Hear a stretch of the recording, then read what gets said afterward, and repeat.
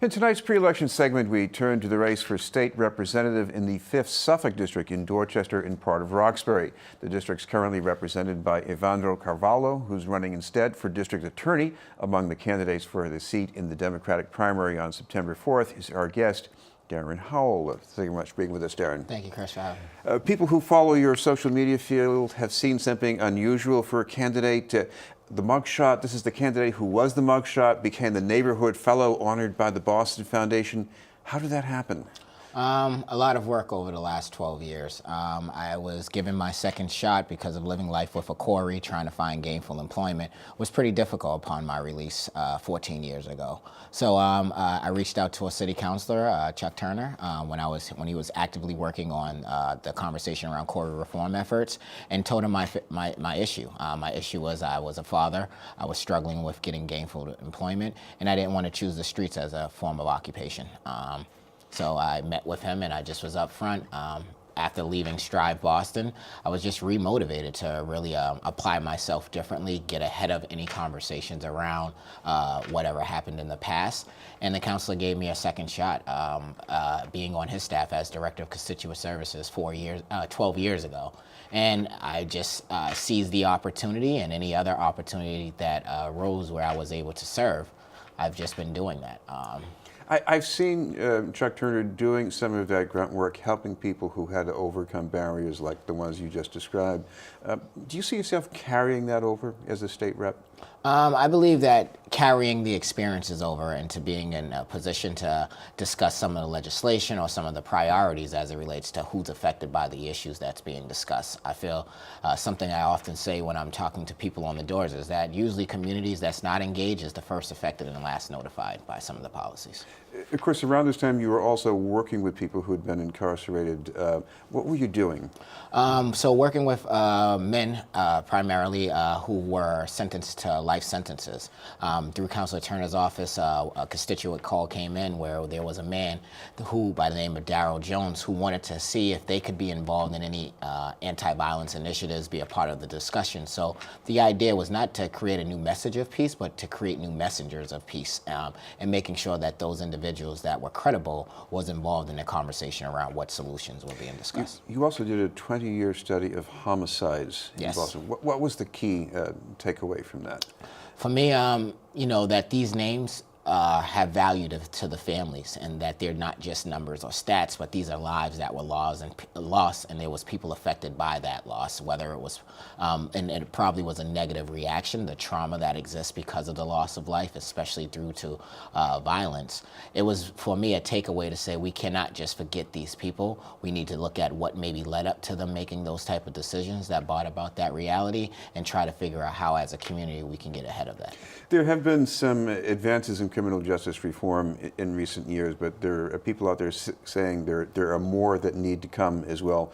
Any that you would like to see? You know, I would like to see a complete elimination of mandatory sentencing. I believe that also looking at what type of support services are available for returning citizens, to making sure that they're on a path to be a productive member of society upon their release, and making sure that the funding is there, especially around housing issues. I know that a lot of individuals, especially if they left public housing, that they're not eligible to go back and live in those environments because of possibly the incarceration on their record. So having that conversation around what is available for someone upon their release, and can we make sure that they're aware prior to their release. This has been the news, and we're talking with Darrin Howell, candidate for state representative in the 5th Suffolk District. Darrin, you've been an organizer working on political action all the way from, you know, Occupy Boston. Yeah, you remember, we was here a few times. To the Democratic Party. Talk about that range. I mean, the range of just being able to meet people where they're at, being in environments that weren't the traditional environments I grew up in, interacting with people I necessarily wouldn't have came in contact with unless it was through the work. So working with Occupy, seeing as they were addressing the economic inequalities that were plaguing our nation, looking at who was responsible for the financial reality of this nation and how people can fight back, how people can get involved and take action. So that was several demonstrations to really highlight the 99 versus the 1%. We even went as far as to DC, to the Capitol, and we occupied the Capitol in the end of 2011. And then other conversations came up from there, right? It was the Fight for 15, right? We started talking about wage inequality and looking at the environments in which people were working, retail and fast food, and looking at those corporations being able to provide a livable wage for their employers, seeing that, they were benefiting from the wealth disparities. A minimum of $15 an hour is practically a cliche now, but when you were involved in this, a lot of people were saying, wait a minute. Right, $8. I remember I watched an interview we did when we were talking about the Fight for 15 coming to Massachusetts and fast food workers taking strike to join a union and increase their wages. And people didn't realize that you have to start the conversation somewhere. And I believe that what it transferred into was statewide push for a minimum wage increase, where we did have the Raise Up Massachusetts, which I've been a member of. They took on that ballot initiative to increase our minimum wage from $8 to $11 back in 2012. Another thing I'm sure people in your district are concerned about is funding for the public schools, and we have a school system now where the segregation is even more pronounced. The House of Representatives had a hard time coming up with that money, and I'm still trying to figure out why too.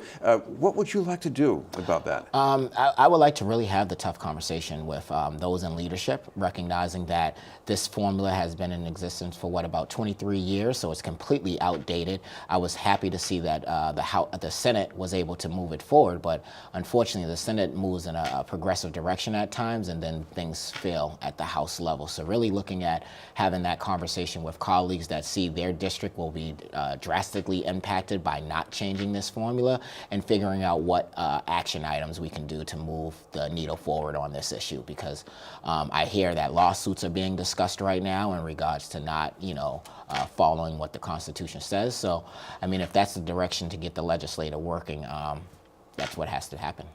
You are also trying to be one of the reps along the Fairmount Indigo corridor. The incumbent in this district, Evandro Carvalho, he tried to improve service.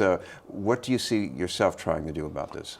I understand the navigation around the halls of power, whether it's Beacon Hill, Washington, D.C., or City Hall. So being able to not only develop, what I believe why I'm uniquely qualified is because I've developed the relationships over the last 12 years working with people. So being able to be an organizer, being a state representative, you're one of 160. So in order to really move any legislation or any areas that you're focused on, you're going to have relationships with legislators across the board, across the state.